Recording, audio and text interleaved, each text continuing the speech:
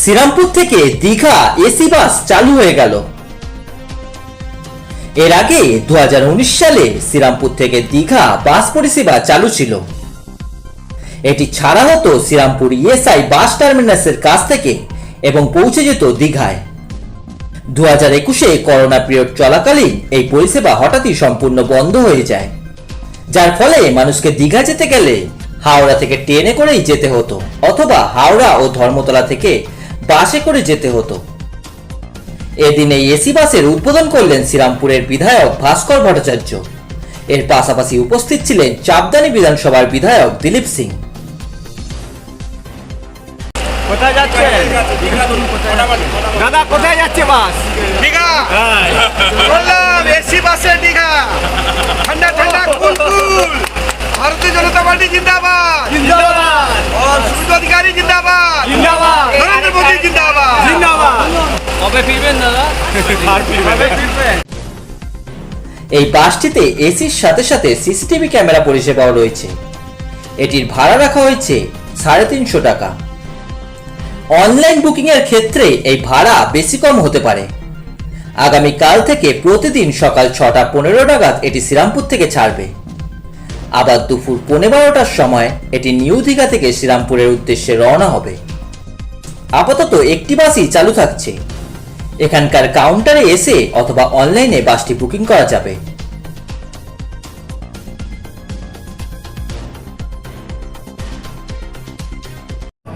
কিন্তু বাস চললে তো সেখান থেকে কাটমানি নেই, যার জন্য সেখানে কোনো লাভ নেই, সেখানে কোনো নজর নেই। সেখানে প্রয়োজন মানুষের জন্যে সরকার ছিল না, যার জন্য আজকে এই অবস্থা।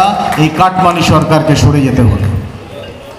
আমরা বিল্ডিং পেয়েছি ঠিক কথা, এবার এটা রক্ষণাবেক্ষণও দরকার। আমি আজকে কিছুক্ষণ আগে ঘুরে ঘুরে দেখছিলাম, প্রায় প্রচুর নতুন টোটো পড়ে আছে, যেগুলো ময়লা ফেলার টোটো, যেগুলো আপনাদের আমাদের পাড়ায় কাজে লাগতে পারে, সেগুলো এখানে দাঁড় করানো আছে। এখানে বাস ঢুকতে পারছে না, নিচে ভর্তি।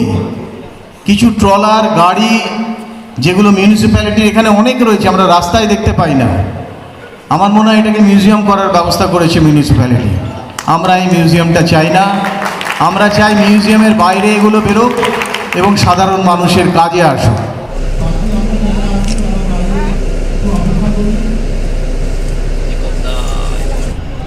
খুবই ভালো লাগছে যে বাস সার্ভিস আস্তে আস্তে বন্ধ হয়ে যাচ্ছিল শ্রীরামপুরের মানুষের অনেক দিনের যে অভ্যেস বাসে করে যাতায়াত করা, 3 নম্বর থেকে আরম্ভ করে 2 নম্বর, মানে সব বাসগুলোই দেখছিলাম আমরা আস্তে আস্তে উঠে যাচ্ছি। তো সেখানে এরম একটা নতুন প্রকল্প চালু করা, যে এয়ার কন্ডিশন বাস শ্রীরামপুর থেকে দীঘা এই গরমে, এতে মানুষের খুব সুবিধা হবে। বিশেষ করে আমাদের যারা ইয়াং জেনারেশন, যারা বারবার দীঘা বেড়াতে যেতে উৎসুক, তাদের জন্য খুব ভালো লাগবে আমার মনে হয়। তো ঠিক আছে, এরকম আরও বাস বাড়ুক। আমি চাইবো এখান থেকে এরকম বাস আরও যাতে এসি বাস যায়। এবং আজকে এটা 40 সিটের দেখছি। আমি সংগঠক যারা আছেন তাদের বলবো যে এটা আরেকটু বাড়াতে, সিটের ব্যবস্থা বাড়াতে। 2-1টা সিট বা কিছু সিট যাতে সিনিয়র সিটিজেনদের জন্য করে, আমার জন্য নয়, সিনিয়র সিটিজেন যারা আছেন তাদের জন্য করেন কিছু ব্যবস্থা, তাহলে সেটা আরও ভালো হবে, আরও মানুষের কাছে গ্রহণযোগ্য হবে। এটা আমার প্রপোজাল রইল, বাকিটা তাদের কস্টিংয়ের উপর ডিপেন্ড করবে। কিন্তু এই উদ্যোগ ভীষণ ভালো। আগামী দিনে এই উদ্যোগকে ঘিরেই কিন্তু আরও মানুষ আসবে, এই ব্যবসায় যুক্ত হবে এবং এই ব্যবসাটা আরও শ্রীবৃদ্ধি করবে। এখানে সংগঠনের পক্ষ থেকে শোনা গেল যে 3 নম্বর সহ বেশ কিছু বাস বন্ধ হয়ে গেছে, সেগুলি নতুন করে চালু করার ব্যাপারে কি বলবেন আপনি? হ্যাঁ, এটা দেখুন, মানুষের সরকার এটা, সুতরাং মানুষ যেটা চাইবে সরকার সেদিকেই নজর রাখবে। এখানকার চাহিদা আমি বিধানসভায় পৌঁছে দেবো, মুখ্যমন্ত্রীর কাছে পৌঁছে দেবো, এবং সেই চাহিদা কতটা জাস্টিফাইড সেটা তাদেরকে বোঝাবো, এবং সেই অনুযায়ী আমিও দাবি করব এখানকার মানুষের, কারণ আমিও এখানকার মানুষ, যাতে এই জিনিসগুলো আমরা পেতে পারি। বাস টার্মিনাসের চারদিকের এলাকা খুবই নোংরা, দুর্গন্ধময়, কি বলবেন? সরকারটাই তো নোংরা ছিল, দুর্গন্ধময় ছিল, তাদেরকে তো সরিয়ে দিয়েছে মানুষ। এবার ঝাড়ু দেওয়ার কাজ আমাদের।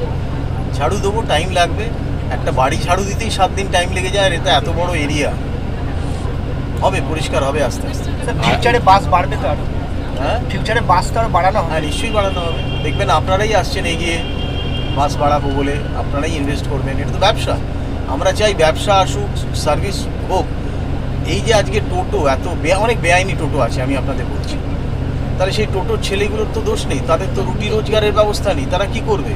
তা আজকে যদি এখানে বাস আমরা বাড়াতে পারি, সেই বাসের সার্ভিসের জন্য সেই ছেলেগুলোকে যদি আমরা প্রোভাইড করতে পারি, তাহলে তো আমরা টোটোকেও অফ করতে পারবো। কিছু টোটো থাকবে যেটা মানুষের প্রয়োজনে, এখানে মানুষ যত বেশি তার থেকে বেশি টোটো, তো সেটাকে আমরা সরকারিভাবে বসে চিন্তাভাবনা করব এবং সাধারণ মানুষ যদি সহযোগিতা করে, যারা বাসের সিন্ডিকেটে আছেন বা যারা বাস চালান তারা যদি সহযোগিতা করে, নিশ্চয়ই এটা হবে একদিন। মানুষ অনেক আশা করে নিয়ে এসছেন বিজেপিকে, তো বিজেপি সরকার এলেই আমি তো মাইক ধরেই বললাম উন্নয়নের ধর্ম শুরু তো সবে শুরু, কয়েকদিন হয়েছে এখন, 4 দিন আগে তো তারা শপথ নিয়েছে, তারপরে দিকে তো আমার তো দেখুন না কীরকম তদন্ত চলছে, যারা দুর্নীতি করবে তারা জেলে থাকবে, আর স্বচ্ছ ভাব যারা নিয়ে কাজ করবে তারা আমাদের সাথে পথে নেমে কাজ করবেন, জনগণের পরিষেবা দেবো।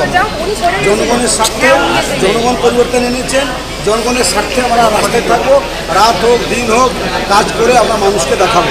জনগণ একদিন পরিশ্রম করেছে 5 বছরে, পুরো 5 বছর পার ডে আমরা পরিশ্রম করে জনগণের কাছে পাশে থাকবো।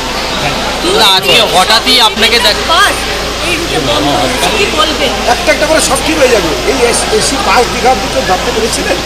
হয়েছে তো, কত লোকের স্বপ্ন চাপবেন একেবারে দীঘা গিয়ে নামবেন, ঠান্ডা ঠান্ডা কুল কুল, আর কি চাই বলুন তো? মানে একটা পিকনিক করা ভুলে যাবেন লোকে, আর এসি পরিবেশ এত সুন্দর থাকবে, হাসি খুশি যাবেন লোকে, হাসি খুশি আসবেন, সব পরিবেশ আমরা এরকমই তৈরি করবো। প্রত্যেকটা বাচ্চার মুখে হাসি থাকবে, আপনাদের মুখে হাসি থাকবে, আপনারা চতুর্থ স্তম্ভ, আপনাদেরকে সবসময় আমি সম্মান জানাবো, সম্মান জানাবো। আপনারা পাড়া পাড়া গলি গলি যে থেকে আপনারা মাঠ থেকে খবর তুলে নিয়েছি, জনগণকে পৌঁছে দিচ্ছেন, আপনাদেরকে তো সবই জানেন। আর্মি যেরকম আছে আপনারা হচ্ছে আর্মি। 19 তারিখ আজকে শুভ উদ্বোধন হলো, আগামীকাল থেকে এর শুভযাত্রা সকাল 6:15 শ্রীরামপুর থেকে ছাড়বে এবং আনুমানিক দুপুরবেলা 11টার সময় দীঘা গিয়ে পৌঁছে যাবে, নিউ দীঘা, ওল্ড দীঘা হয়ে নিউ দীঘায় পৌঁছাবে। আবার নিউ দীঘা থেকে 12:45 অর্থাৎ দুপুর 1:45টার সময় ওখান থেকে শ্রীরামপুরের উদ্দেশ্যে রওনা দেবে। আশা করা যায় এখানে কোনো রাস্তায় জ্যাম না থাকলে 6টার মধ্যে শ্রীরামপুর পৌঁছে যাবে। ভাড়া কটা বাস চলবে? আপাতত একটা বাস এবং এর পারমিট অ্যাপ্লিকেশনে রয়েছে আরও 2খানা বাস। কত ভাড়া? আপাতত এটা 350 টাকা ভাড়া রাখা হয়েছে এবং এটা অনলাইন হলে কিছুটা ডাইনামিক ফেয়ারে ভাড়া আপ ডাউন করবে। আগে থেকে কি কিভাবে বুকিং করবে? বুকিং এখন এইখানে কাউন্টার হয়েছে নতুন, এইখানে কাউন্টারে সেই বুকিং করতে পারবে। তারপর আমাদের কিছু ফোন নাম্বার দেওয়া আছে, ফোনে যেমন অনলাইন বুক করে সেরকম করতে পারবে এবং কোম্পানি অনলাইন যেমন রেড বাস, হেভি বাস এইগুলো বুক করতে গেলে আর দিন 15-র মধ্যে এটা বুকের অপশান চলে আসবে। প্রতিদিনই চলবে? প্রতিদিনই চলবে। রাস্তায় আর স্টপেজ কতগুলো আছে? কোনো স্টপেজ সেরকম বাধ্যবাধকতা নেই। এটা এক্সিকিউটিভ কোয়ালিটির বাস, সিটিং ক্যাপাসিটির বাস, সিটিং হয়ে গেলে আর কোথাও দাঁড়াবে না, যার যার গন্তব্যে সেখানে গিয়ে নামে।